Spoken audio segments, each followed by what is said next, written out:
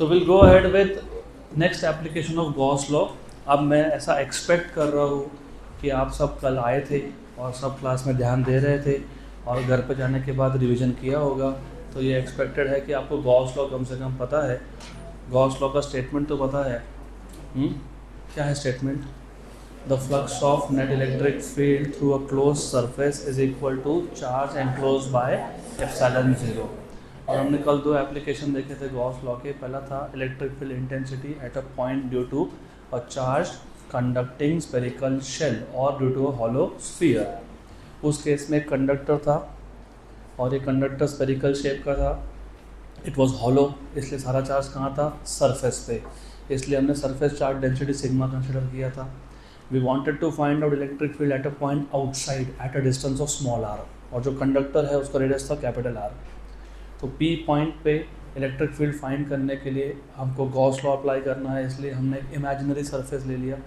उस imaginary surface का shape भी क्या रखा? स्फेरिकल। उसको क्या बोला? Gaussian sphere.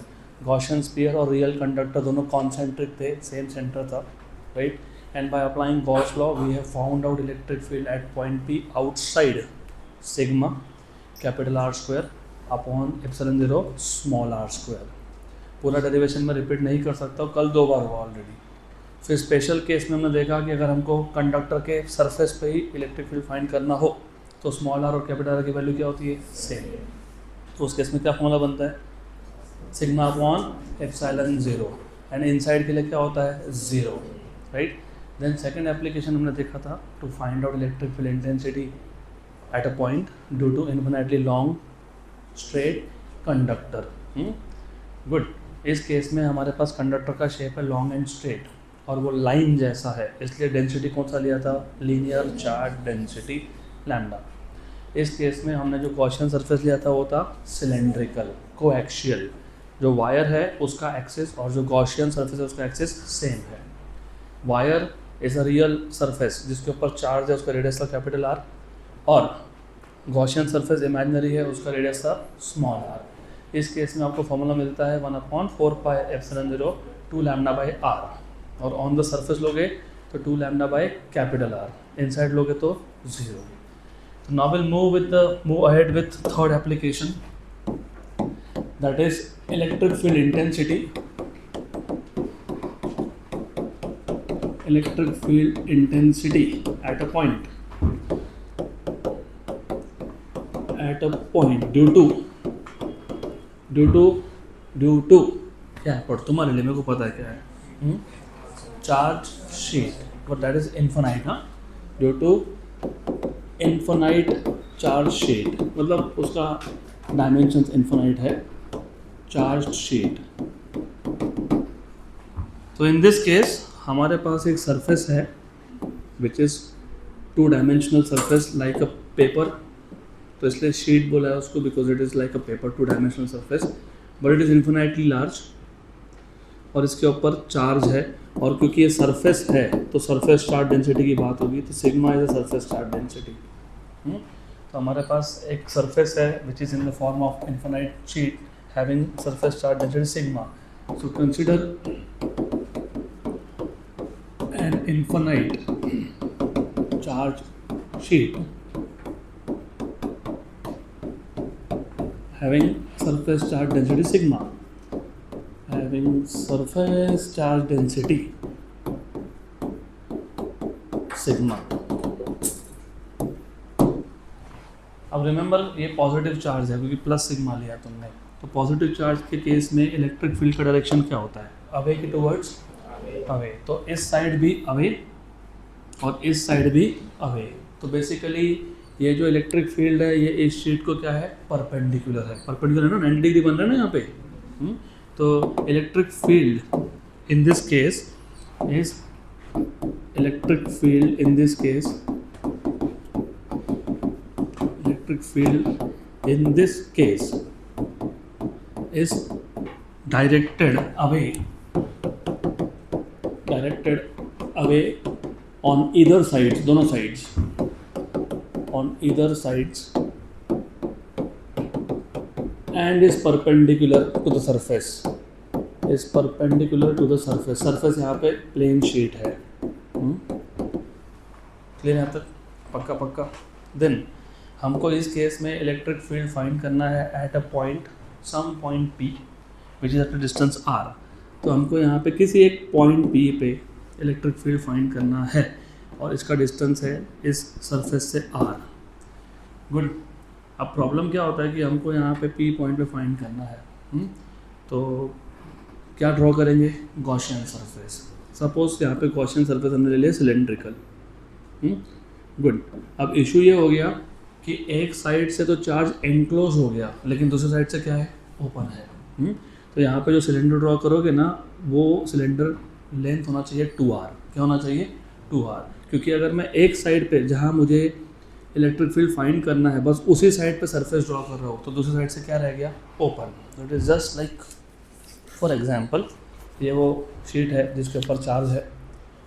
मुझे इस पॉइंट पे फाइंड करना है, तो मैंने शीट से उस पॉइंट तक एक सिलेंडर ड्रॉ कर लिया, लेकिन सेकंड साइड से चार्ज क्या रह गया? ओपन। और गॉस लॉ के स्टेटमेंट में क्या था? चार्ज क्या होना चाहिए? एनक्लोज। तो दोनों साइड से क्लोज करना पड़ेगा ना, और ये इन्फिनाइट है तो हम पूरे चार्ज को तो एनक्लोज कर भी नहीं सकते, तो हम सिर्फ इतने ही चार्ज को एनक्लोज कर रहे हैं।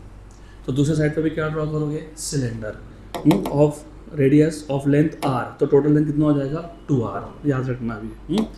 गुड। तो remember, electric field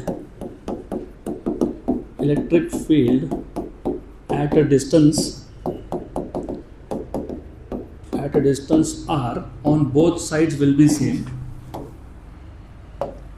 On both sides will be same, क्योंकि डिस्टेंस पे डिपेंड करता है।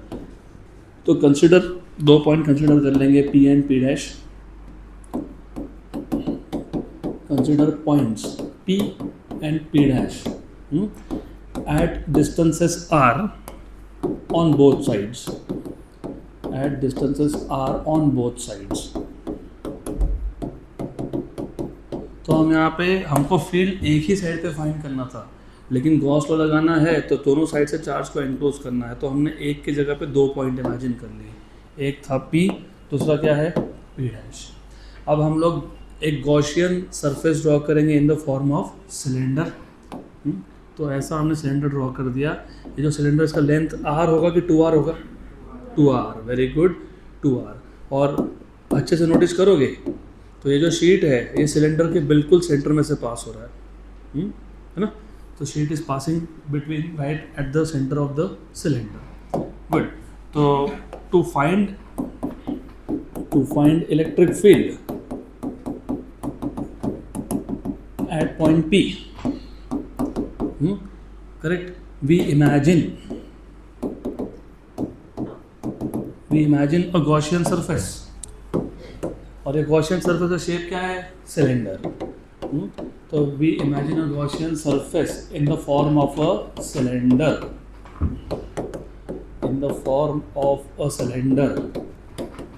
of how much length? 2R। कितना लेंथ? 2R। कितना लेंथ? 2R। कितना length? 2R, such that the sheet passes through the center of the cylinder. The sheet passes through the center of the cylinder.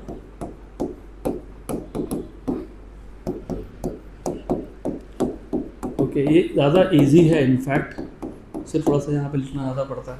हमारे पास एक plane sheet है infinite, उसके ऊपर charges है, कौन से? पॉजिटिव। चार्ज डेंसिटी कितना है? सिग्मा। तो इलेक्ट्रिक फील्ड का डायरेक्शन क्या होगा? Away, on both sides, and it will be perpendicular to the sheet. Clear? हमको P पॉइंट पे R डिस्टेंस पे क्या फाइंड करना था? Electric field. लेकिन प्रॉब्लम है, गॉस लॉ लगाना है तो चार्ज को एनक्लोज करना पड़ेगा। तो एक साइड से क्लोज करूँगा तो दूसरी साइड से ओपन रह जाएगा, इसलिए दूसरा एक पॉइंट लेना पड़ा P dash on the other side, और P से P डैश तक एक गॉसियन सिलेंडर ड्रॉ कर दिया। तो उसका लेंथ कितना हो गया? 2R। गुड। अब इतना पता है तो सफिशिएंट लेना। अभी फिर रेगुलर वही स्टेप्स। वी नो दैट, कल मैंने आपको बताया था, सबसे पहले क्या करते हो? Total flux is integration E bar dot ds bar equals to charge enclose by epsilon 0, equation 1। फिर हम लोग क्या फाइंड करते हैं? Charge enclose. क्या फाइंड करते हैं? Charge enclose. कैसे फाइंड करते हो? यहाँ पे डेंसिटी कौन सा है? लीनियर की सरफेस? तो फिर हम लोग क्या बोलते हैं? Surface charge density sigma is Q by A, तो what is Q, sigma into A. अब ये ए क्या है, ये ए जो है ना ये इसका एरिया है, या इसको ds भी बोल सकते हो तुम। किसका, ये सिलेंडर का क्रॉस सेक्शनल एरिया, और जितना सिलेंडर का क्रॉस सेक्शनल एरिया है उतना ही एरिया यहाँ पे भी है। तो हमने कितने चार्ज को एनक्लोज किया, हमने सिर्फ इतने चार्ज को एनक्लोज किया। अब लोग ऐसा क्यों, तो पिछले केस में क्या किया था, फिर पिछले एप्लीकेशन में क्या था हमारे पास, इन्फिनाइटली लॉन्ग स्ट्रेट कंडक्टर। अब इन्फिनाइट केसेस में हम पूरे चार्ज को एनक्लोज कर ही नहीं सकते, तो हम एक छोटे से पार्ट को एनक्लोज करते हैं। यहाँ पे भी ये शीट क्या है, इन्फिनाइट, तो मैं पूरे चार्ज को एनक्लोज कर सकता हूँ क्या, नहीं। तो किसको किया, इतने पोर्शन को। इसका एरिया कितना है, ए या फिर ds, तो इसका भी कितना होगा, सेम ए या फिर ds। तो इसलिए we are writing down here as a, और you can write down as ds। Okay, तो sigma ds, equation number 2, because this is your charge enclosed. तो चार्ज एनक्लोज तुम्हारा ऐसा आ जाएगा। फिर क्या फाइंड करते हैं हम लोग, integration E bar dot D S bar. Same है, सेम प्रोसेस है, तीनों एप्लीकेशन में प्रोसेस सेम है, integration E bar dot D S bar. अब ये कैसे फाइंड करते हैं, टोटल फ्लक्स है, क्या है ये, टोटल फ्लक्स। अब थोड़ा अच्छे से सुन लेना, what is the definition of flux, कल ही बताया था, the number of electric field lines passing normally through a given area. Normally नहीं बोला मतलब फिर कुछ समझ में नहीं आएगा। और मैंने अभी बोला था यहाँ पे जो इलेक्ट्रिक फील्ड है उसका डायरेक्शन क्या है, परपेंडिकुलर। क्या है, परपेंडिकुलर टू द शीट, मतलब इलेक्ट्रिक फील्ड ऐसा पास हो रहा है और ऐसा पास हो रहा है। यस, तो इस सरफेस से और इस सरफेस से इलेक्ट्रिक फील्ड कैसा पास हो रहा है, नॉर्मल। कैसा हो रहा है, नॉर्मल। थोड़ा इमेजिनेशन तो बढ़ाना पड़ेगा आपको। तो ये वो गॉसियन सिलेंडर है, electric field is passing perpendicular through this surface and this surface. और ये सरफेस है, यहाँ से इलेक्ट्रिक फील्ड कैसा है, पैरेलल है। क्या है, इसको पैरेलल है ना, इस सरफेस को क्या है, और इसको क्या है, नॉर्मल, परपेंडिकुलर। तो यहाँ से जो फ्लक्स पास होगा वो काउंट ही नहीं करना है, क्योंकि फ्लक्स का डेफिनेशन में क्या था, नॉर्मल। तो फ्लक्स पास कहाँ से हो रहा है, एक यहाँ से और एक यहाँ से। तो जो टोटल फ्लक्स तुम इंटीग्रेट करते हो, यहाँ पे इंटीग्रेट करने की ज़रूरत ही नहीं है, क्योंकि दो ही सरफेस से पास हो रहा है, एक थ्रू P और एक थ्रू P डैश। पक्का, गुड, ओके। तो बताओ what is the formula of flux. याद है क्या, फ्लक्स ई बार डॉट डी एस बार। सिर्फ डी एस को क्या बोला मैंने, ई बार। तो फ्लक्स का जनरल डेफिनेशन है ये, क्या आ जाएगा, ई ए कॉस थीटा। लेकिन डू यू सी, नहीं देखा होगा तो अभी देख लो, ये किसका डायरेक्शन है, इलेक्ट्रिक फील्ड। ये किसका डायरेक्शन है, इलेक्ट्रिक फील्ड। इस एरिया पे अगर मैं नॉर्मल ड्रॉ करता हूँ तो किसका डायरेक्शन होता है, एरिया का। तो ये डायरेक्शन किसका है, ए बार का, या फिर किसका, डी एस बार का। तो डू यू नोटिस ए बार और ई बार का डायरेक्शन क्या है, सेम। तो एंगल क्या है, 0। तो यहाँ पे भी ड्यू टू सिमेट्री, कल भी देखा था, due to symmetry theta is 0। तो फ्लक्स क्या आ जाएगा, E into A, E A cos 0। What is cos 0, 1। पक्का, क्लियर, श्योर। तो अब तुमको फ्लक्स मिल जाएगा, इतना ही फ्लक्स है थ्रू P और इतना ही फ्लक्स है थ्रू P डैश। ये जनरल बताया मैंने आपको। तो फ्लक्स थ्रू P और flux through P dash same ही आएगा, E इंटू ए।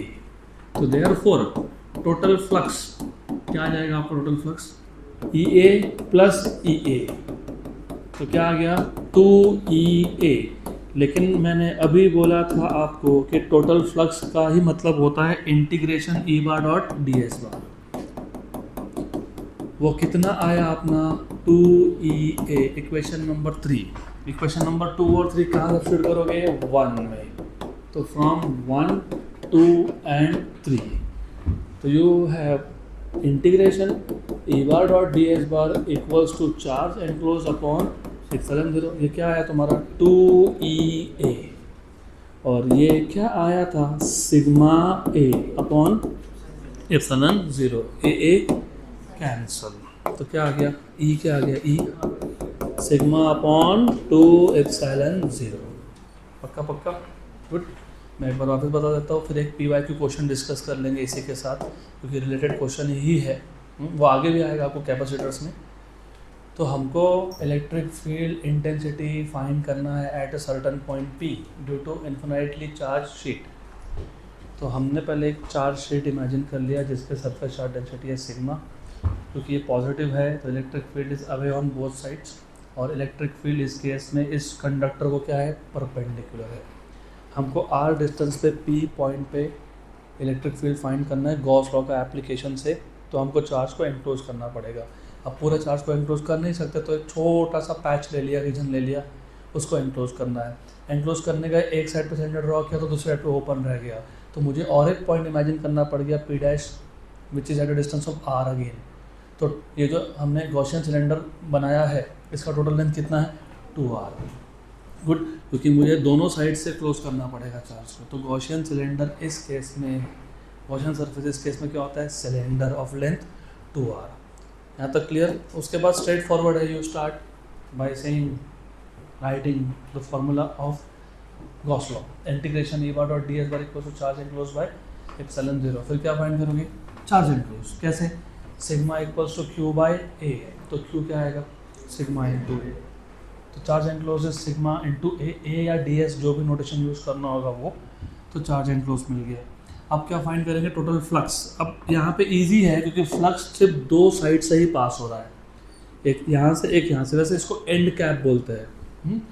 तो यहाँ से और यहाँ से, क्योंकि बाकी जो तुम्हारा सरफेस है वहाँ पे इलेक्ट्रिक फील्ड पैरेलल है, और फ्लक्स के डेफिनेशन में क्या होना चाहिए, परपेंडिकुलर। तो ये जो दूसरा आपका सरफेस है वहाँ से फ्लक्स पास नहीं हो रहा, सिर्फ यहाँ से यहाँ से। तो total flux is addition of flux through P and P dash. Flux through P is E A cos theta, but E और ए का डायरेक्शन क्या है, सेम। तो एंगल कितना है, 0। तो it is E A and E A, तो कितना हो गया, 2EA। तो टोटल फ्लक्स आ गया आपका 2EA। बस इक्वेशन नंबर 3 और 2 को 1 में सब्स्टिट्यूट कर दो एंड सॉल्व इट। ओके, ये हो गया आपका गॉस लॉ के तीनों एप्लीकेशन। अब क्योंकि हम बात कर ही रहे गॉस लॉ की, तो एक क्वेश्चन था, वो एक्चुअली आगे कैपेसिटर नाम के टॉपिक में वापस आने ही वाला है तुमको, लेकिन तब तक के लिए because we talking about it. तो ऐसा क्वेश्चन था, हमारे पास दो प्लेन शीट्स थे। We had two plane sheets. This is first sheet. Let us say this is positively charged. इस पर जो surface charge density है वो plus sigma है. And then we have another similar plane sheet, but in this case it is negatively charged. Just a minute.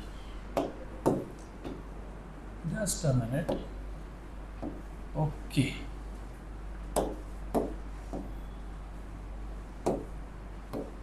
तो ऐसा case है वो।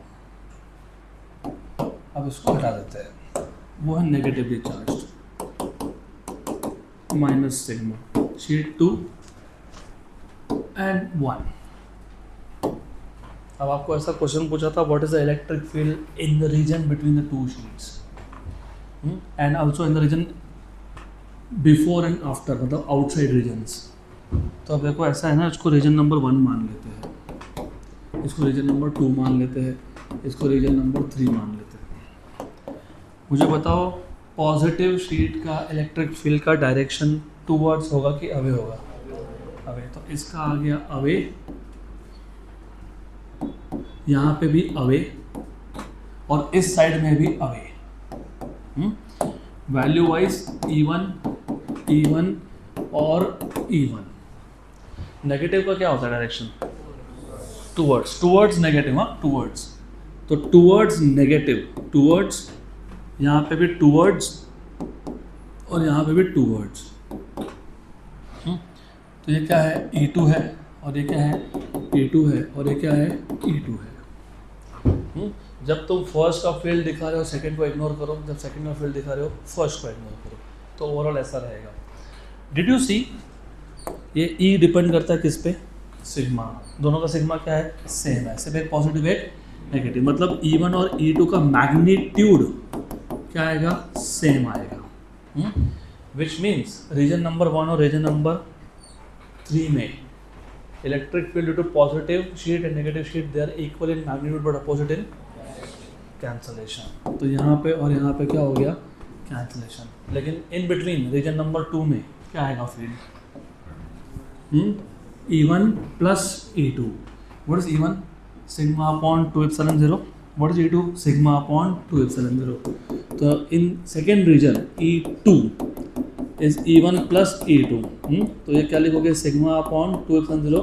माइनस मत लिखना, नहीं तो बोलेगे तो माइनस था, फिर माइनस क्यों नहीं लिख रहे, अरे फिर डायरेक्शन से आ गया ना। Once you show direction of vector you do not write down negative again, नहीं तो फिर माइनस लिख दिया, बोला ये भी जीरो हो गया।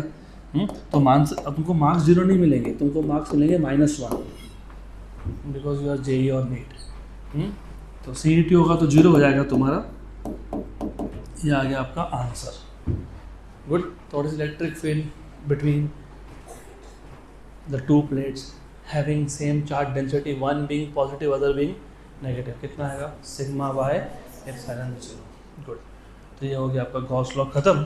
अब we will take some questions of Gauss law in a while, लेकिन उससे पहले एक दो टॉपिक और ले लेते हैं। Can you just tell me what is the next topic? हाँ, electrostatic potential and potential energy. ठीक है, ओके।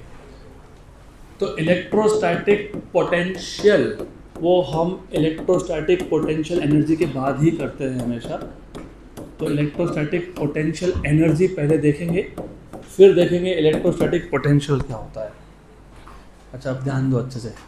11th और 12th मिला के 7 बार, 7 times you will come across potential energy in different chapters. उसमें से 2 या 3 बार आपका 11th में हो गया। मैं वापस एक बार रिवाइज करवा देता हूँ। सेम अप्रोच है हर बार, जब तुम पोटेंशियल एनर्जी सुनोगे डेरिवेशन के स्टेप्स एग्जैक्टली सेम है। पहली बार जब आपने सुना था तब तो वो था ग्रेविटेशन में। ग्रेविटेशन में ऐसा हमारे पास एक सिचुएशन था, दिस इज अर्थ।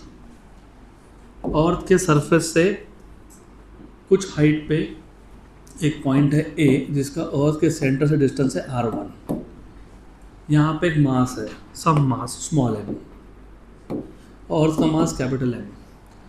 हमको इस ऑब्जेक्ट को A पॉइंट से ले जाना है B पॉइंट पे, B पॉइंट पे, और B का डिस्टेंस है R2। देखो ग्रेविटेशनल फोर्स अट्रैक्टिव होता है तो ये मास नीचे की तरफ अट्रैक्ट होगा, लेकिन हमको इसको ले जाना है ऊपर, तो वर्क डन करना पड़ेगा अगेंस्ट ग्रेविटी।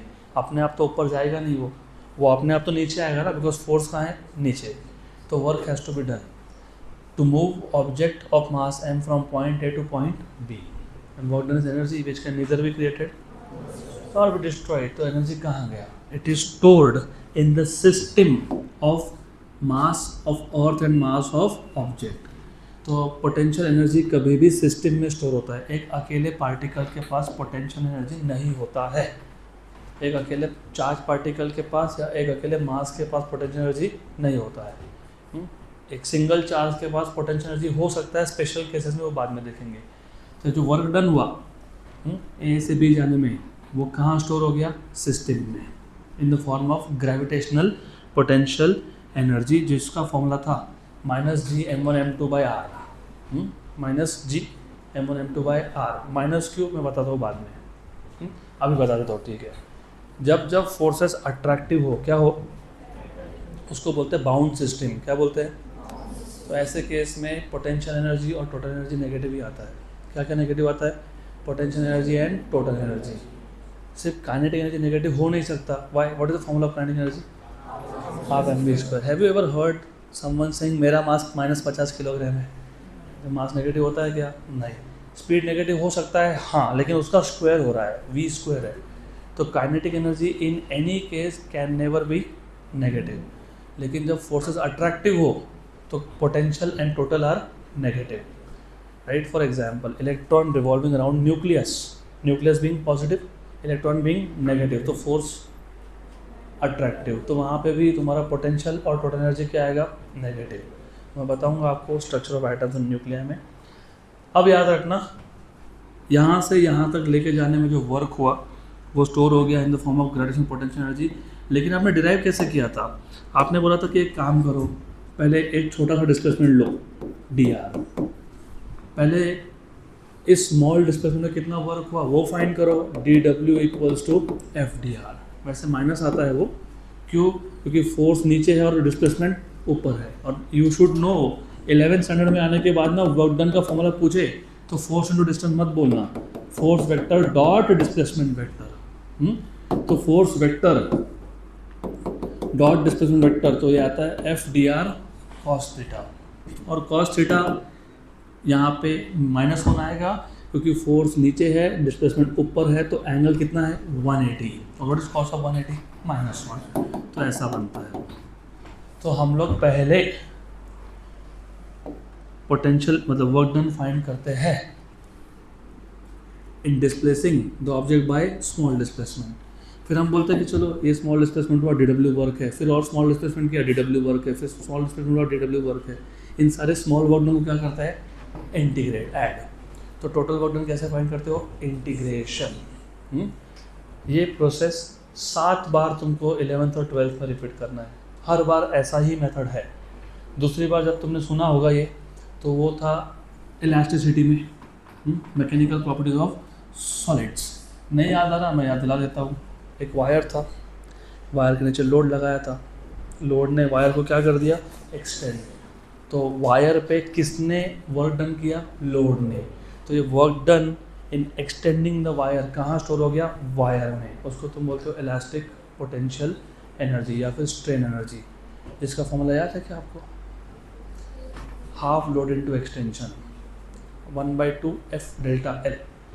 वहाँ भी सेम मेथड थी, वहाँ भी हमने बोला कि पहले स्मॉल एलोंगेशन में कितना वर्क डन हुआ dw, फिर टोटल के लिए क्या किया? इंटीग्रेट। यहाँ पे भी वैसा ही है। अब ये इलेक्ट्रोस्टैटिक्स की बात हो रही है, तो सबसे पहले नब इमेजिन हमारे पास यहाँ पे एक भी चार्ज नहीं है, हम पहला चार्ज लाए यहाँ रख दिए।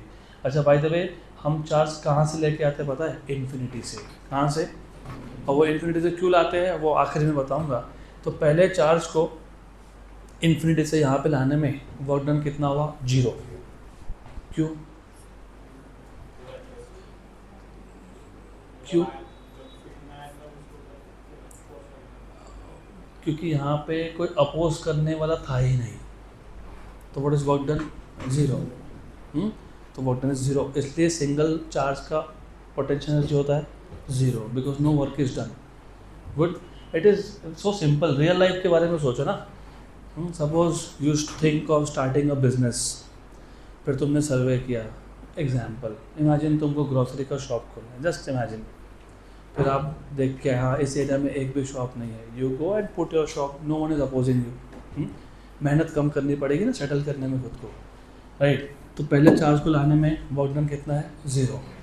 अब दूसरा चार्ज आ रहा है, ये भी पॉजिटिव ये भी पॉजिटिव, क्या होगा? रिपल्शन। तो सेकंड चार्ज को लाने में क्या होगा? Work done.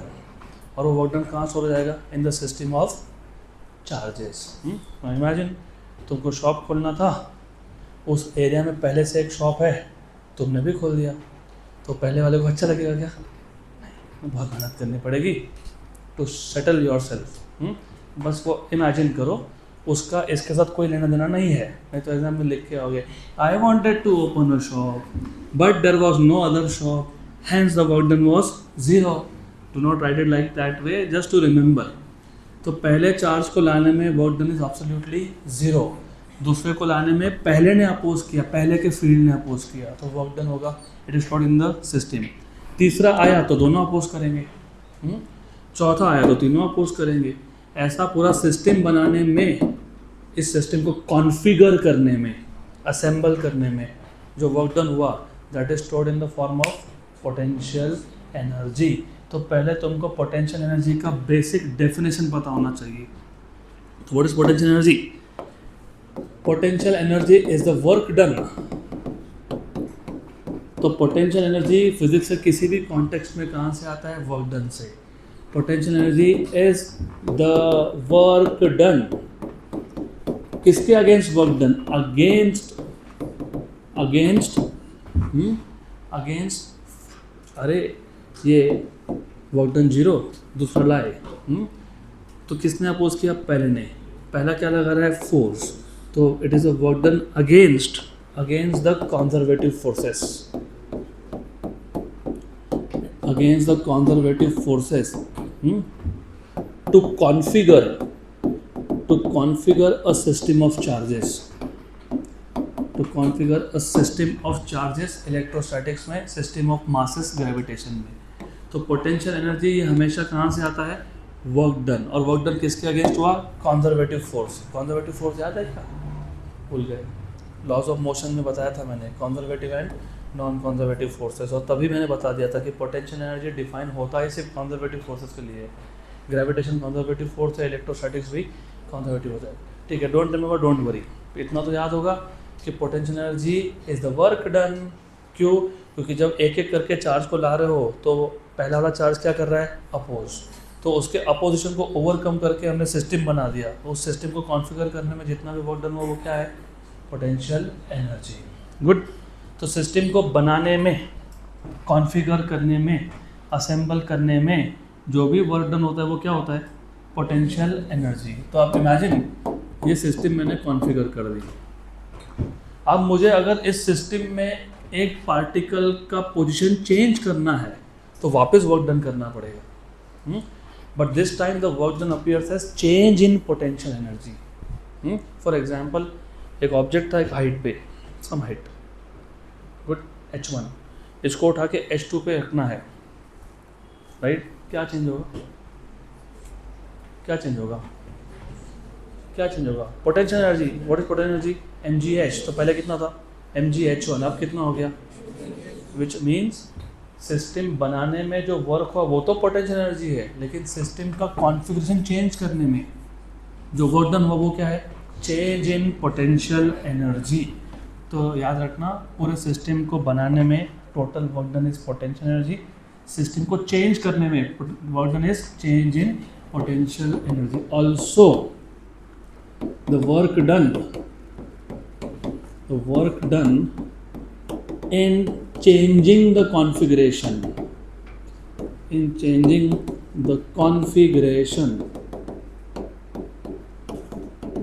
appears as change in potential energy, तो अभी थोड़ा सा इक्वेशन के थ्रू बता देता हूँ। तो नाउ इमेजिन, हमारे पास ना एक चार्ज है, some charge at some point O plus Q। एक दूसरा चार्ज है स्मॉल q, उसको मुझे इस पॉइंट से कुछ भी नाम दे दो, A नाम दे देते हैं, उसको मुझे A से B पे लाना है through small displacement, any name you can give. You can say हमको इस चार्ज को डिस्प्लेस करना है लेट अस से dr से, तो Q को dr से डिस्प्लेस करना है तो क्या करना पड़ेगा? Work done. वो वर्क डन अपीयर होगा as change in potential energy. So the work done, अभी तक मैंने पोटेंशियल एनर्जी का फॉर्मूला डिराइव करना स्टार्ट किया नहीं है, अभी तक मैं सिर्फ तुमको बेसिक्स बता रहा हूँ। तो the work done in moving a charge plus Q in presence of, मतलब in the field of plus capital Q, in presence of plus capital Q by a displacement dr या फिर by a distance dr is given by dw equals to f bar dot dr bar, where f bar is the force of repulsion, और यही work done appear होता है as change in potential energy, du। u stands for potential energy। good। अगर आपको याद होगा, नहीं याद होगा तो याद दिला देता हूँ। How do you define potential energy and kinetic energy? What is kinetic energy? नहीं, फॉर्मूला नहीं पूछ रहा हूँ मैं डेफिनेशन पूछ रहा हूँ। स्कूल में सीखा था, स्कूल लेवल साइंस में आप ऐसा बोलते हो, the energy of a body on account of it's motion, इसलिए v² आता ना, स्पीड है तो काइनेटिक एनर्जी है। और पोटेंशियल के लिए क्या बोलते हो? The energy of a body on account of its position, बराबर। तो मैंने अभी बोला, अगर तुमने पोजीशन चेंज किया तो क्या चेंज हुआ? Potential energy. इसलिए बोलते हैं because when you change the position potential energy changes. तो पोटेंशियल एनर्जी एक पार्टिकल का उसके पोजीशन पे डिपेंड करता है. Position change, potential energy change. That is why you say that the energy possessed by a body on account of its position. अब हम derive करेंगे expression of potential energy. Expression of potential energy, और ये electrostatic potential energy की बात हो रही है. होपफुली यहाँ तक क्लियर है. मैं एक बार वापस रिपीट कर देता हूँ. Potential energy is the energy possessed by a body on account of position. Also, potential energy is the work done against the conservative forces to configure a system of charges अगर electrostatics में हो, of masses अगर gravitation में हो. Also, अगर मुझे इस configuration को चेंज करना है, मतलब इस सिस्टम के एक हाथ पार्टिकल का पोजीशन चेंज करना है, तो एक्स्ट्रा वर्क करना पड़ेगा. वो एक्स्ट्रा वर्क कहाँ जाएगा? Change in potential energy. और उसका जनरल फॉर्मूला क्या आ गया आपके पास? F bar dot D R bar. अब हमको अगर पोटेंशियल एनर्जी का एक्सप्रेशन चाहिए तो फिर वही लॉजिक ग्रेविटेशन वाला. एक सोर्स है, जैसे ग्रेविटेशनल पोटेंशियल एनर्जी में सोर्स कौन था? अर्थ. यहाँ पे एक सोर्स चार्ज है जो ओरिजिन पे है, प्लस क्यू. एक टेस्ट चार्ज है जो इनिशियली ए पॉइंट पे है, प्लस क्यू. और ये जो इनिशियल ए पॉइंट है इसका ओरिजिन से डिस्टेंस है r1. हमको इस प्लस क्यू को ए से लेके आना है बी पे, बी पॉइंट पे, जिसका डिस्टेंस है r2 फ्रॉम द ओरिजिन. तो ए से बी में लाने के लिए जो वर्क होगा वही वर्क क्या होगा? Change in potential energy. Change in potential energy, not potential energy. अब क्यों? मैंने आपको अभी बोला प्लस क्यू और प्लस स्मॉल क्यू ये पहले से एक सिस्टम है. जागो जागो, ध्यान दो. गुड. अगर मेरे पास सिर्फ प्लस क्यू होता तो वर्क डन कितना होता? 0. पोटेंशियल एनर्जी कितना होता? 0. मेरे पास इसके साथ साथ कौन है? Plus small Q. तो क्या ये सिस्टम है? पहले से कॉन्फ़िगर्ड है. अब इसमें से पोजीशन चेंज करूँगा तो work done will be equal to potential energy और चेंज इन पोटेंशियल एनर्जी. हाँ, तो पहले ये समझना ज़रूरी है. पहले हम चेंज का फॉर्मूला बनाएंगे, उसके बाद पोटेंशियल एनर्जी का फॉर्मूला बना लेंगे. यहाँ तक क्लियर है क्या? थोड़ा सिस्टम को समझा दो. अब फिज़िक्स लिखना भी पड़ेगा ना आपको बोर्ड्स में. आप जेई नीट तो ठीक है, यू आर प्रिपेयरिंग, लेकिन लिखना पड़ता है. अब लिखना कैसे? जो दिखता है वो लिखो. क्या दिखता है? प्लस क्यू चार्ज कहाँ पे है? ओरिजिन पे. दूसरा चार्ज प्लस स्मॉल क्यू कहाँ पे है? इनिशियल क्या डिस्टेंस है? कहाँ से कहाँ जाना है? कितने डिस्टेंस रखना है? r2. तो consider a charge plus Q initially तो ये तो O पे रहने वाला है, इसको तो मूव नहीं करने वाले. At point O. Then remember we want to move. किसको मूव करना है? Charge plus Q from point A which is at a distance. कितने डिस्टेंस में था? r1. At a distance r1 to point B which is at a distance r2, which is at a distance r2. और ये distance कहाँ से major कर रहे हैं हम लोग? फ्रॉम O से मेजर कर रहे हैं ना, O से. अब ये जो डिस्प्लेसमेंट है A to B, इसको तुम इमेजिन करोगे to be made up of large number of small displacement. Gravitation में भी ऐसा ही किया था. A से B हमने कैसे इमेजिन किया था? Small displacement. यहाँ पे भी क्या करेंगे? Small displacement. तो ये जो पूरा डिस्प्लेसमेंट है A से B, इसको ऐसा इमेजिन करना पड़ेगा. It is made up of large number of small displacement. dr so on so forth. तो इमेजिन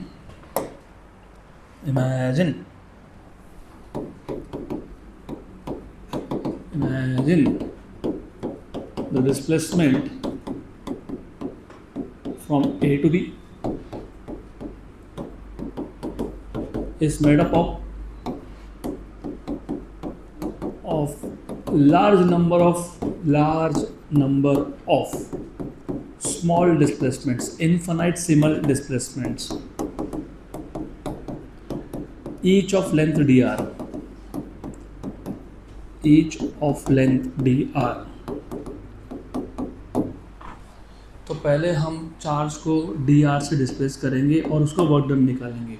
वी नो दैट, हमको पता है. कहाँ से पता चला? मैंने आज बताया, मैंने तुमको आज ही बताया. स्मॉल डिस्प्लेसमेंट वर्क डन क्या होता है? F bar dot D R bar. So we know that the work done for one such displacement, work done for one such displacement is given by dw equals to f bar dot dr bar, where f bar is electrostatic force of repulsion. दोनों positive charge है तो force क्या है? Repulsion, electrostatic force of repulsion. What is f bar dot dr bar? f dr cos theta, but theta is how much? 180 cube. Since force and displacement are oppositely directed. अरे force repulsive है ना, ये charge इसको away push कर रहा है और हम डिस्प्लेसमेंट कहाँ करा रहे हैं? टूवर्ड्स. तो 180. Since f bar and dr bar are oppositely directed,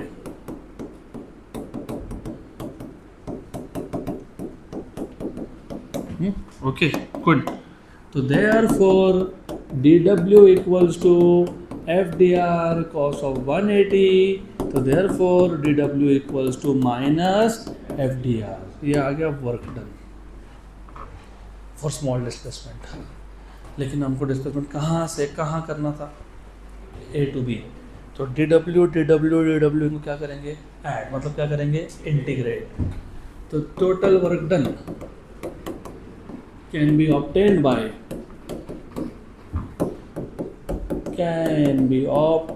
by integration.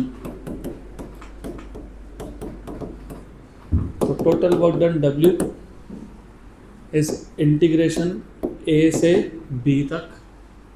A से स्टार्ट हुआ, B पे जाके रुकेगा, dW. तो therefore work done W is integration. अभी A to B नहीं लिख रहा हूँ फिलहाल, मैं लिख रहा हूँ FDR.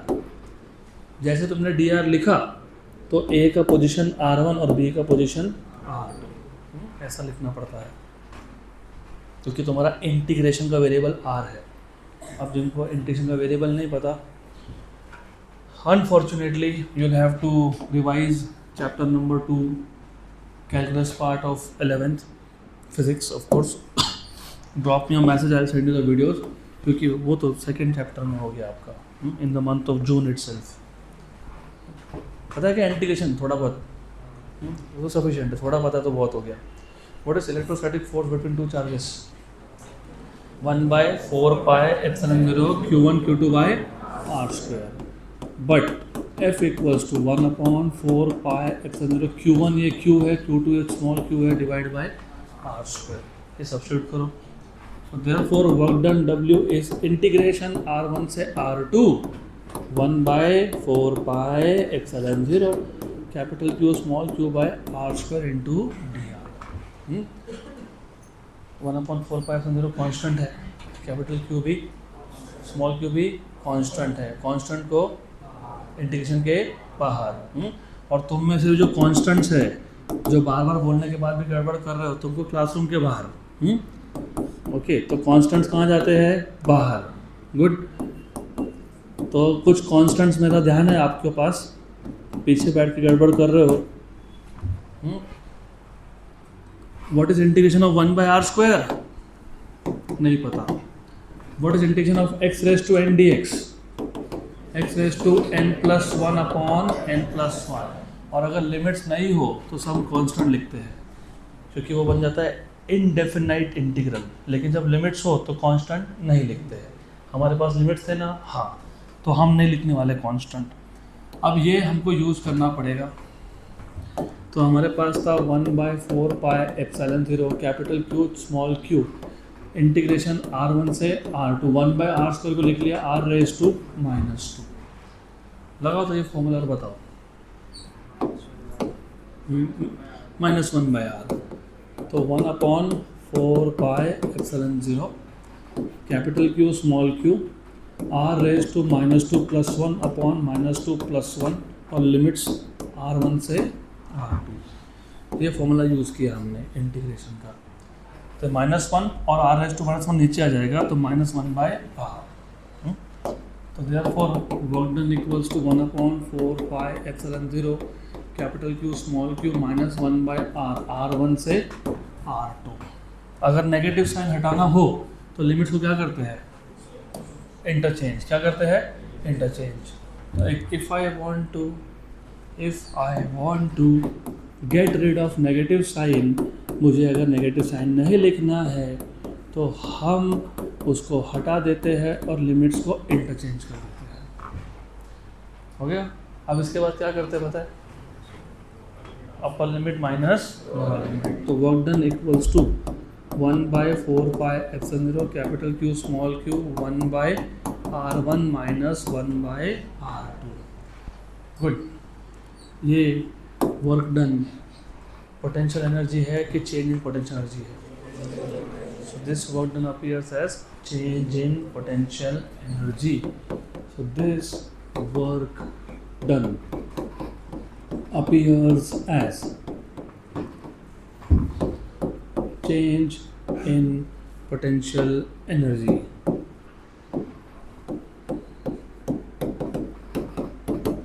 Therefore, work done is delta U in potential energy.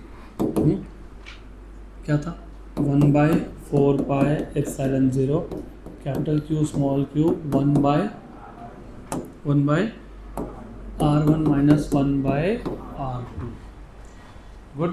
और ये जो डेल्टा यू है इसको तुम लिखते हो final minus initial. 1/4πε0 capital Q small q 1/r1 - 1/r2। एक बार देख लो ऐसा है क्या कि 1/r2 - 1/r1 है? 1/r2 माइनस, पक्का? गुड। तो ऐसा नहीं है? श्योर नहीं है? पक्का नहीं है? 1/r1 - 1/r2 नहीं है? नहीं? ओके, दिखाओ। ऐसा तो होगा नहीं। ठीक है, it is okay, it is good, it is fine, it is perfectly fine. सही है, सही है। बताओ ये क्या था? माइनस। माइनस था ना? हाँ, हमने यहाँ पे माइनस लिखा क्या? ना। हाँ, तो फिर ठीक ही है। माइनस माइनस माइनस, इधर भी माइनस, इधर भी माइनस। ओके, अभी ये फिर माइनस माइनस प्लस हो ही जाता। लिमिट्स को इंटरचेंज नहीं करते हम लोग, कोई बात नहीं। लिमिट्स को इंटरचेंज मत करो, माइनस माइनस क्या हो जाएगा? प्लस। ठीक है, डजेंट मैटर। तो माइनस माइनस क्या हो गया? प्लस। तो ये ऐसा आ गया। अब ठीक? पक्का पक्का? श्योर हो गया, हो गया। तो यहाँ पे क्या लिखेंगे? ऐसा। और इसको क्या लिखेंगे? ऐसा। ऐसा। डन। अभी ऐसा है क्या? हाँ, तो एक में नेगेटिव साइन छोड़ने से आंसर गलत आएंगे, याद रखना है। तो नेगेटिव साइन को साथ में रखो। बहुत जगह पे डायरेक्ट F/dr लिख देते हैं, माइनस साइन गया तो मत, क्योंकि इसलिए बोला मैंने 11th स्टैंडर्ड में work done is no more force into distance, it is force vector dot displacement vector. Dot product लिखा इसलिए माइनस आया। कॉस्ट थीटा की वैल्यू क्या आई? -1। तो एग्जाम में गलती मत करना, माइनस साइन रहेगा because the force and displacement are oppositely directed. चलो, कमिंग टू द पॉइंट। हम लोगों को अच्छा थोड़ा सा इसका मैं नाम वाम थोड़ा चेंज कर देता हूँ। तो लेट ये जो कैपिटल Q है ना, सोर्स चार्ज को क्या बोल दिया? Q1, और टेस्ट चार्ज को बोल दिया मैंने Q2। हमको एक्सप्रेशन पोटेंशियल एनर्जी का चाहिए था कि चेंज इन पोटेंशियल एनर्जी का चाहिए था? नहीं चाहिए किसका तुमको? पोटेंशियल एनर्जी हमने लिखा है ना यहाँ पे, टाइटल में लिखा है मैंने। ये टाइटल तो पढ़ोगे तो समझेगा कि क्या लिखा हुआ है। टाइटल हाँ, टाइटल देखो क्या लिखा है, इलेक्ट्रोस्टैटिक पोटेंशियल एनर्जी। उसके बाद क्या लिखा है, एक्सप्रेशन फॉर पोटेंशियल एनर्जी। लेकिन हमने एक्सप्रेशन फाइंड किसका किया, very good, change in potential energy. और मैंने तुमको बताया था कि हम चार्जेस को कहाँ से लाते हैं, इन्फिनिटी। तो अब याद रखना, अगर तुमको पोटेंशियल एनर्जी का एक्सप्रेशन चाहिए तो इनिशियल डिस्टेंस को तुमको इन्फिनिटी मानना पड़ेगा। क्योंकि जब एक चार्ज और दूसरा चार्ज दोनों में इन्फिनाइट डिस्टेंस हो तो उनमें फोर्स जीरो होता है। क्योंकि what is the formula force, 1/4πε0 Q1 Q2 r²। तो r की वैल्यू इन्फिनिटी, तो फोर्स कितना, जीरो। इसलिए हम लोग पहले से ये दोनों चार्जेस नॉन इंटरैक्टिंग है, क्योंकि फोर्स जीरो है। इसलिए चार्जेस को कहाँ से लाते हो, इन्फिनिटी। तो अगर तुमने r1 की वैल्यू इन्फिनिटी कर दी, क्या कर दी इन्फिनिटी, और फाइनल को बोल दिया r, फाइनल डिस्टेंस को क्या बोल दिया, r। और अगर पहले से डिस्टेंस इन्फिनिटी था तो पहले पोटेंशियल एनर्जी कितना था, जीरो। मैंने पहले ही बोल दिया, पहले चार्ज को ला के एक पॉइंट पे रख दिया, what is work done, zero. दूसरा चार्ज कहाँ पे है, इन्फिनिटी। तो वर्क डन जीरो है, तो पोटेंशियल एनर्जी कितना है, जीरो। तो इनिशियल डिस्टेंस कितना है, इन्फिनिटी। तो पोटेंशियल एनर्जी इनिशियल कितना है, तो फाइनल को यू बोल देंगे। ये चेंज इन पोटेंशियल एनर्जी था। इससे हमको पोटेंशियल एनर्जी का फॉर्मूला बनाना है, तो एक ही काम करना, इनिशियल डिस्टेंस को क्या लेना, इन्फिनिटी, फाइनल को क्या लेना, आर। तो इनिशियल पोटेंशियल एनर्जी कितना हो गया, जीरो। फाइनल को क्या बोल दिया, यू। तो देयरफॉर U2 की वैल्यू यू, Q1 की value zero, 1/4πε0 Q1 Q2 1/R1, हाँ क्या R2, 1/R2, वो कितना है, R, और ये कितना है, इन्फिनिटी। तो पोटेंशियल एनर्जी क्या आ गया तुम्हारा, 1/4πε0 Q1 Q2 है क्या ऐसा फॉर्मूला, यस होना चाहिए, है, होगा, ओके, पक्का। अब ये u किस पे डिपेंड करता है, r, तो इसको लिखते हैं u ऑफ r। मैथमेटिक्स में अगर y x पे डिपेंड करता हो कैसे लिखते हो, y ऑफ x। तो पोटेंशियल किस पे डिपेंड करता है, r, इसको क्या बोलते हैं, u ऑफ r। तो एक बार मैं वापस रिपीट कर देता हूँ इसका पूरा derivation without writing anything, because you have to imagine now. हमको क्या चाहिए, एक्सप्रेशन फॉर पोटेंशियल एनर्जी। हमने एक सोर्स चार्ज लिया ओरिजिन पे प्लस कैपिटल Q, एक टेस्ट चार्ज है वो कहाँ पे है, A पॉइंट पे, कितने डिस्टेंस पे है, R1, उसकी वैल्यू कितनी है, प्लस स्मॉल q।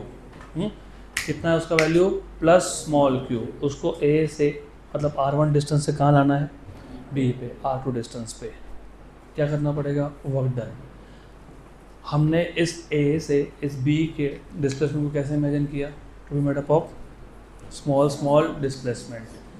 तो पहले हमने फाइंड किया what is a work done in displacing the charge by small amount dr, और वो वर्क डन क्या आया, f bar dot dr bar. सिर्फ f को fe लिखते हैं क्योंकि इलेक्ट्रोस्टैटिक फोर्स है, तो नोट्स में मैंने fe लिखा होगा, राइट। फोर्स रिपल्सिव है, डिस्प्लेसमेंट टूवर्ड्स है, तो दोनों में एंगल कितना है, 180। तो f बार डॉट dr बार क्या हो गया, f dr cos theta, what is cos theta, -1, तो माइनस f dr।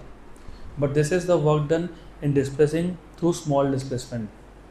हमको टोटल वर्क डन निकालना है फ्रॉम A टू B। तो क्या करेंगे, इंटीग्रेशन, क्या करेंगे, इंटीग्रेशन। तो total work done is integration dw from A to B, so integration minus f dr, integration from R1 to R2। What is force, 1/4πε0 Q1 जो capital Q है, Q2 जो small q है, upon r² dr। 1/4πε0 constant, capital Q small q constant बाहर, तो बाहर आ गया minus 1/4πε0 capital Q small q, integration dr upon r² from R1 to R2। What is integration of 1/r², -1/r, minus और बाहर का minus गया, तो 1/4πε0 capital Q small q 1/r from R1 to R2, upper limit minus lower limit, तो 1/4πε0 capital Q small q 1/R2 minus 1/R1. This is change in potential energy, तो U2 minus U1. हमको change का नहीं, हमको potential energy का expression चाहिए था. तो ये चेंज इन पोटेंशियल एनर्जी को पोटेंशियल एनर्जी का एक्सप्रेशन बनाने के लिए initial distance between the two charges क्या लेते हैं, इन्फिनिटी. तो R1 की वैल्यू इन्फिनिटी और डिस्टेंस इन्फिनिटी है, तो फोर्स क्या था, और जब फोर्स जीरो हो तो पोटेंशियल एनर्जी जीरो होता है. It is just like saying आपके पास वेट है क्या, वेट है किसी का 50, किसी का 40, किसी का 60, राइट, करेक्ट.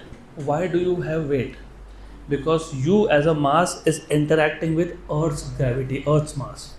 अब तुमको उठा के एस्केप करवा दिया इन्फिनिट डिस्टेंस पे, अर्थ से निकाल दिया, तड़ी पाल गड़बड़ करते हैं, ये इंसान नहीं चाहिए, गए. Do you think you will have weight, no, you will feel weightless. Why, you know, because there is no force of interaction between you and earth. तो पोटेंशियल एनर्जी भी जीरो हो जाता है. तो पोटेंशियल एनर्जी जीरो कब होगा, जब distance क्या हो, इन्फिनाइट. तो U1 की वैल्यू क्या हो गई, जीरो. U2 की वैल्यू को क्या बोल दिया, U. R1 क्या था, इन्फिनिटी. R2 को क्या बोल दिया, R.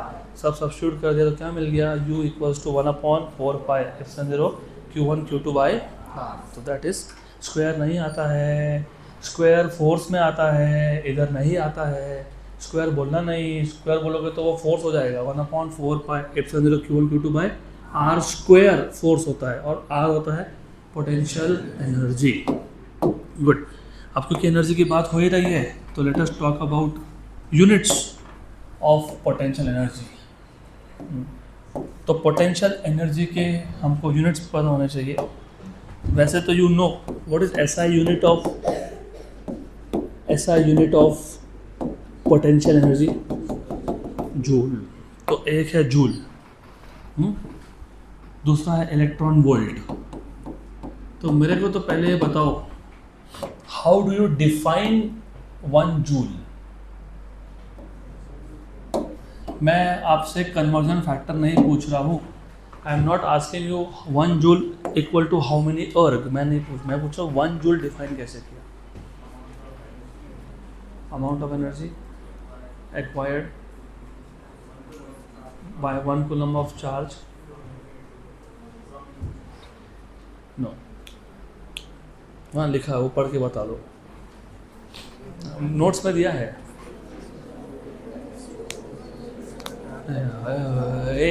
एक someone of you read it please. बैठ के. 1 joule is the energy stored in moving a charge of 1 coulomb through a potential difference of 1 volt. Very good. अभी थोड़ा सा अच्छे से याद रखना. वाई मेकिंग यू रीड, क्योंकि इसके आगे से ये चीज़ तुम बार बार यूज़ करोगे. अगर हमारे पास पोटेंशियल डिफरेंस है, पहली बात तो पोटेंशियल डिफरेंस में एक प्लेट पॉजिटिव होती है, एक प्लेट नेगेटिव होती है, ये पता होना चाहिए. लॉजिकली स्पीकिंग, अगर यहाँ पे मैं पॉजिटिव चार्ज को रख रहा हूँ, रेस्ट पे है वो, इसको जब रख दिया तो ये किसकी तरफ अट्रैक्ट होगा, नेगेटिव की तरफ, राइट. तो जब पोटेंशियल डिफरेंस में चार्ज होता है तो वो क्या होता है, मोशन में आता है. अब मैंने पोटेंशियल डिफरेंस की वैल्यू कितनी ले ली, 1 वोल्ट, और इसकी वैल्यू कितनी ले ली, 1 कूलम. तो अगर मैं 1 कूलम को 1 वोल्ट के पोटेंशियल डिफरेंस में रखता हूँ तो ये जो एनर्जी एक्वायर करेगा उसको क्या बोल दोगे, 1 joule. So 1 joule is the energy acquired bye a unit positive charge plus 1 coulomb charge when it is accelerated through a potential difference of 1 volt. So 1 joule is the energy acquired, किसने acquire किया, by 1 coulomb charge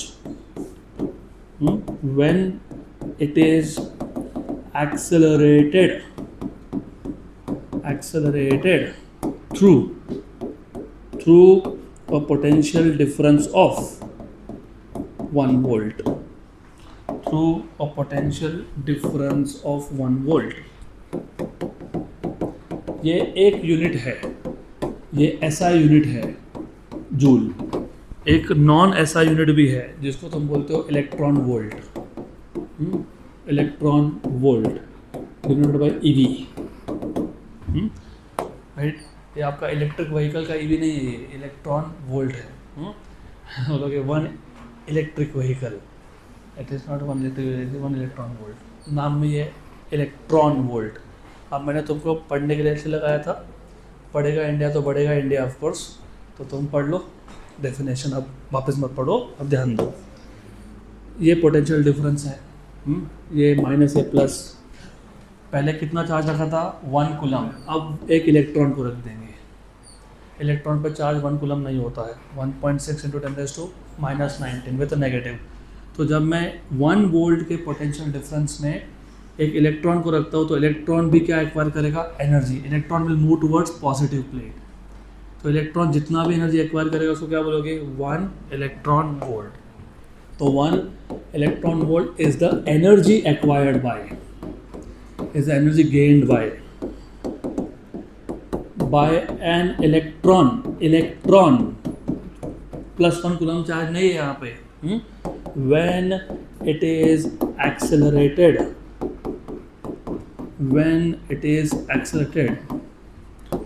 through a potential difference of कितना volt, 1 volt, through a potential difference of 1 volt, through a potential difference of 1 volt। अब definition I could have skipped, लेकिन उसका reason है skip नहीं करने का, बिकॉज इट इज़ इम्पॉर्टेंट। अब 1 EV हमने डिफाइन क्यों किया, जब जूल था ही अपने पास। मुझे बताओ डिस्टेंस मेजरमेंट के लिए तुम कौन सा यूनिट यूज़ करते हो, सेंटीमीटर, मीटर, बराबर। तो जब सेंटीमीटर था तो मीटर क्यों डिफाइन किया, या फिर जब मीटर था तो सेंटीमीटर क्यों डिफाइन किया। यूज़ केस होता है ना। अगर मैं आपको बोलूँगा कि इस बोर्ड पे 2 पॉइंट है, उसका डिस्टेंस बताओ, सेंटीमीटर इज़ रेलेवेंट। इस क्लास में 2 पॉइंट्स का डिस्टेंस मीटर इज रेलेवेंट। इस सिटी में 2 पॉइंट्स का डिस्टेंस किलोमीटर या मीटर इज ऑल्सो रेलेवेंट। एक सिटी से दूसरा सिटी का डिस्टेंस किलोमीटर इज रेलेवेंट। एक प्लैनेट से दूसरे planet astronomical unit AU is relevant. एक स्टार से दूसरा star light year is relevant, right. वैसे सिमिलरली एनर्जी की वैल्यूज ज़्यादा होगी तो जूल, कम होगी तो इलेक्ट्रॉन वोल्ट। तो वो रेलेवेंस के हिसाब से होता है। इसलिए थोड़ा बहुत फिजिकल केमिस्ट्री में तुमने पढ़ा होगा ही, electron when revolves in orbit around nucleus, energy कितना होता है। केमिस्ट्री में 11 में था वो -13.6 n²। यूनिट क्या था, यूनिट इलेक्ट्रॉन वोल्ट। तो वो रेलेवेंस के हिसाब से होता है। तो एनीवेज हम बाद में आएंगे उस पर वापस। अब एक छोटा सा कॉन्सेप्ट है जिसको बोलते हैं कॉन्सेप्ट ऑफ पोटेंशियल। और बाय द वे यहाँ पे जब तुम बोल रहे हो कॉन्सेप्ट ऑफ पोटेंशियल, तो हम लोग बात कर रहे हैं concept of electrostatic potential. Gravitation में भी ऐसा ऑलरेडी आके गया, ग्रेविटेशनल पोटेंशियल। ये कॉन्सेप्ट ऑफ पोटेंशियल नाम में ये कॉन्सेप्ट, अभी सिर्फ कॉन्सेप्ट बताऊंगा, मे बी नेक्स्ट लेक्चर और नेक्स्ट टू नेक्स्ट लेक्चर इसका डेरिवेशन भी आएगा। फिलहाल we know that, do you know that potential energy of a system of 2 charges is given by, तो जरा बताओ what is the potential energy of a system of 2 charges, 1/4πε0 Q1 Q2 by R। R² मत बोलना, R होता है वो। अब इसको हम ऐसा लिख सकते हैं क्या, हम देखो इसको Q2 को बाहर लिख सकते हैं, हाँ। तो एक काम करो, 1/4πε0 Q1 बाय R, और Q2 को कहाँ लिखा, इस ब्रैकेट के बाहर। चलता है क्या, हाँ। उल्टा करें, Q1 को बाहर लिखते हैं, Q2 को अंदर, चलता है क्या, ऑफ कोर्स हाँ। ओके। अब ये जो ब्रैकेट के अंदर का टर्म है ना, the term inside the bracket, as you see it depends only on 2 things, charge and the location of charge. Potential energy depends on 2 things, product of charge and the location distance between charges. यहाँ पे charges का product है, यहाँ पे सिर्फ एक charge है। तो ये जो टर्म है इसको बोलते हैं इलेक्ट्रोस्टैटिक पोटेंशियल। क्या बोलते हैं? Electrostatic potential. So the term inside the bracket, which is of course you see 1 upon 4 pi epsilon 0 q by r, q1 या q2 जो भी एक q upon r depends only on the charge and distance मतलब and the location, the position of charge and the position of charge. This term is known as electrostatic potential. This term is known as, क्या बोलते हैं इसको? क्या बोलते हैं इसको? Electrostatic potential is known as electrostatic potential. Electrostatic potential energy नहीं, potential energy में दोनों चार्जेस होते हैं, इसमें एक ही है। And is denoted by, potential energy को किससे डिनोट करते हो? U से। इसको किससे करते हो? V से, ऑफ R, क्योंकि ये भी डिस्टेंस पर डिपेंड करता है। Denoted by V of R। So therefore जब तुमने ऐसा लिखा, Q2 को बाहर रखा, 1/4 pi epsilon 0 Q1 by R, Q2 बाहर है तो ये किसका पोटेंशियल है? पहले चार्ज का, तो V1 ऑफ R। तो V1 ऑफ R किसका पोटेंशियल? Q1 का, पहले चार्ज का। ऑफ R मतलब eight a distance R, right. अब जब तुमने इसको ऐसा लिखा तो ये ब्रैकेट के अंदर कौन है? Q2। तो किसका पोटेंशियल है? V2 मतलब सेकेंड चार्ज का, Q2 का। तो क्या लिखोगे? V2 of R। हमेशा ये नोटेशन का मतलब यही होता है, ऐसा भी नहीं है, वो कल देखेंगे। फिलहाल समझ लो, जब ब्रैकेट के अंदर Q1 है तो पोटेंशियल, और Q2 तो पोटेंशियल 2 का है। तुम अर्थ के ग्रेविटेशनल फील्ड में हो तो पोटेंशियल अर्थ का है, राइट। जो बाहर लिखा है ना तुमने, बाहर जो तुमने बाहर लिखा है ना, बाहर, वो फोर्स एक्सपीरियंस करता है, और जो अंदर है वो फोर्स लगाता है। गुड। तुम अर्थ के फील्ड में हो तो फोर्स किस पे लग रहा है? तुम पे। फील्ड किसका है? अर्थ का। तो पोटेंशियल किसका है? अर्थ का। अर्थ भी तुम्हारे फील्ड में है, तुम भी अर्थ पे क्या लगाते हो? फोर्स। तो पोटेंशियल किसका है? तुम्हारा। फोर्स किस पे लग रहा है? अर्थ पे। तो बस को ऐसा याद रखना। अब in general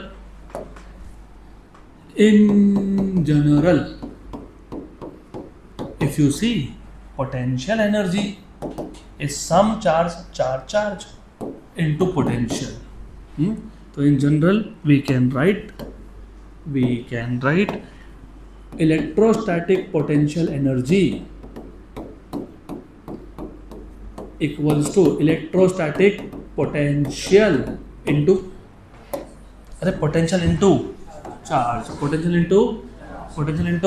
charge, potential into charge। एक चीज़ 3 बार बोलूँ मतलब कुछ तो इम्पोर्टेंट है।